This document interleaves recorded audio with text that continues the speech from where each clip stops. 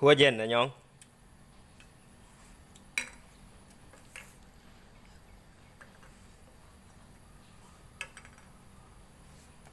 4-4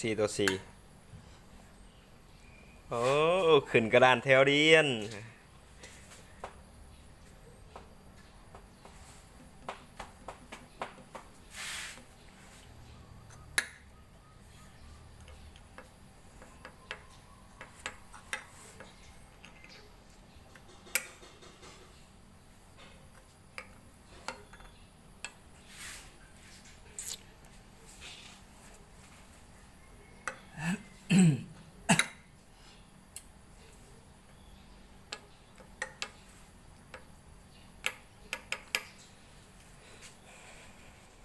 คิดหลายได้ปะดโอ้ตัวเองขึ้นเองว่าขี้ไราย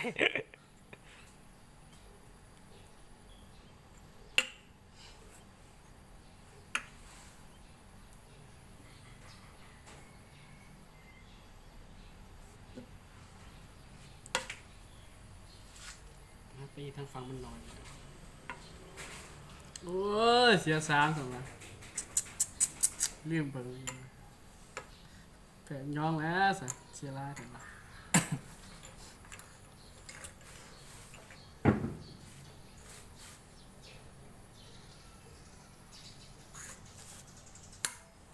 บ่ทันเห็ดดอกฮะ ท่านกัญญานะ กันดีกูแก่แล้ววะ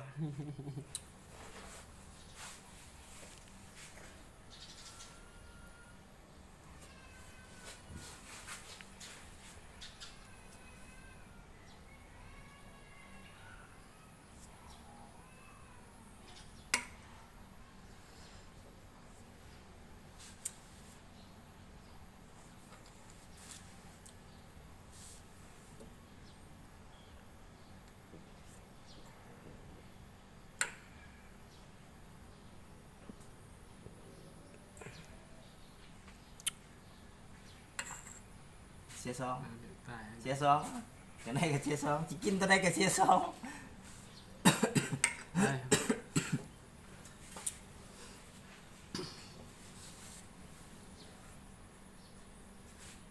มาเนี่ยขาทิม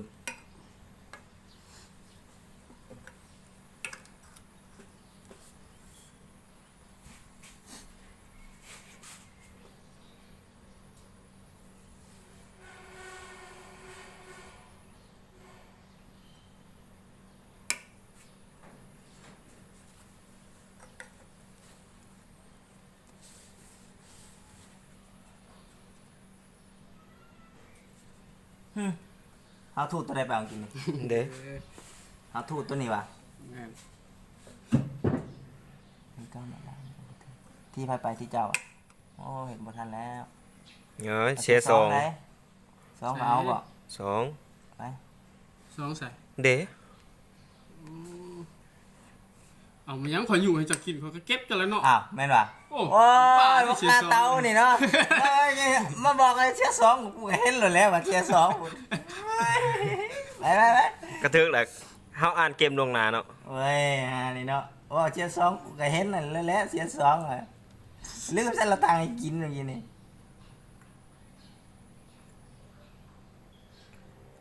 ไปตามคิดหลายแล้ว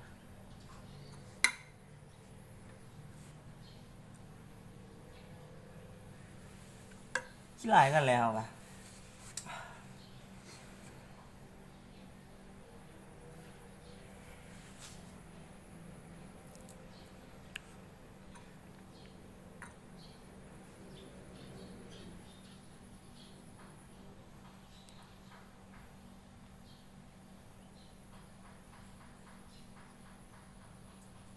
จะกิน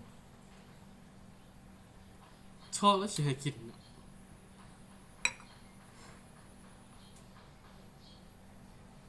ตูดขึ้น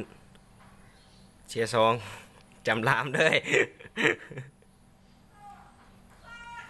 นี่ไง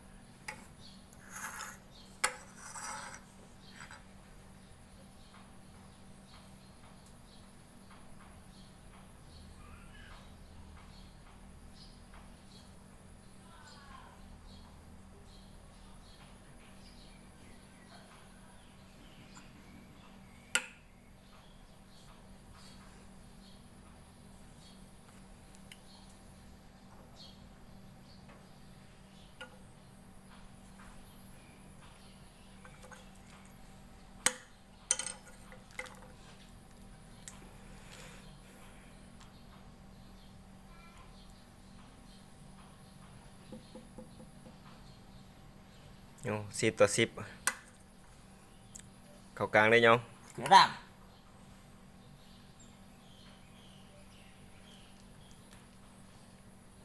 โอ้คือหน้าเคร่งเครียดแท้เนาะเซียนเปเนี่ยเจอเซียนยองฮะ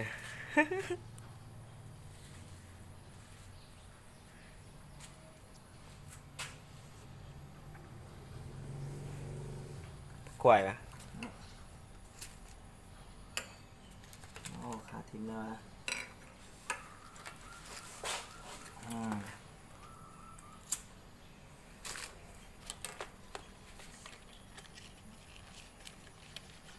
ได้สองเท่าเรื่องนี้เราเห็ดนั่นแหละอืม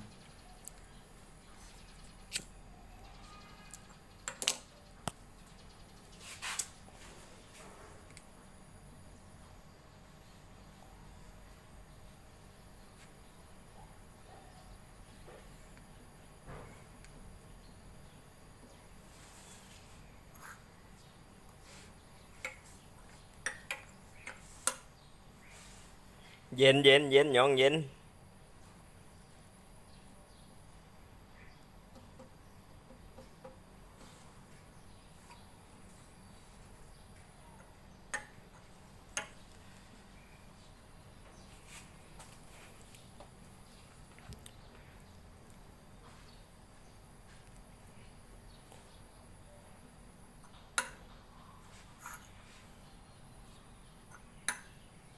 มาอาวุธเสริมก่อน บ่ได้โดยเด็กก็เอาโดยกลเนาะขึ้นเอาลามอย่างเดียวเลยนะเนาะ คิดว่าชิบเหาะแล้วอย่างนี้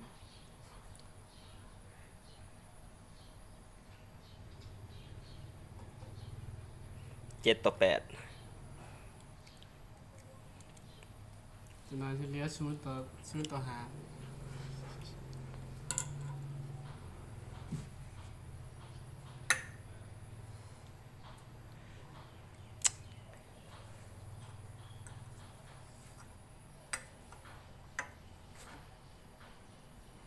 ื่อทางไปปะ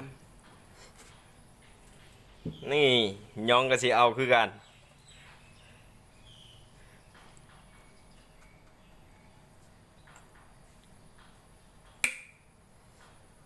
สอง กินซอง เรียบร้อยลามขาเลย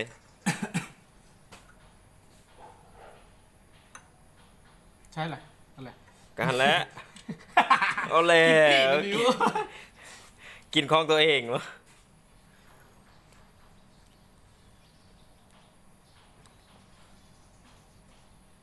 24624บุแพงแล้วแหละ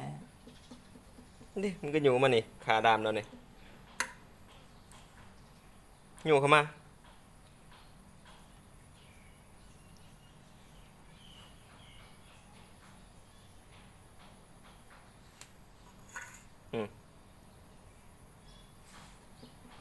ถ้าก็มานี่จับกินมึงนี่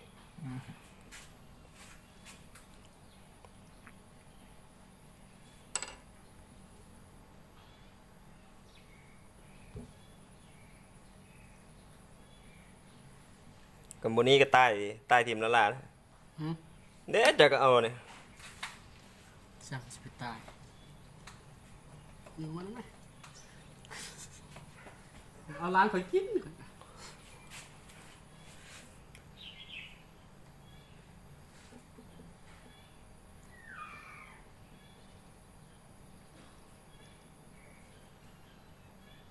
กับมึงไปตัวนี้เซตซองแล้วนี่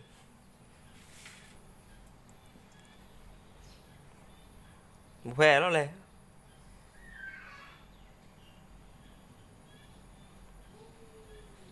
นั่นยังต้อง6 ตัว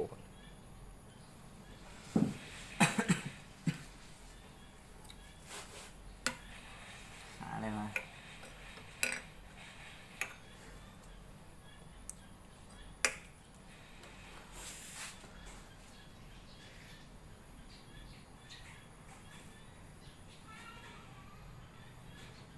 คือเก่ามึงไปหันแล้วก็ล้านเรากินคือเก่า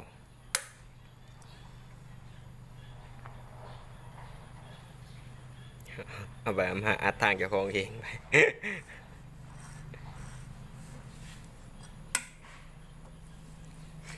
ต้อง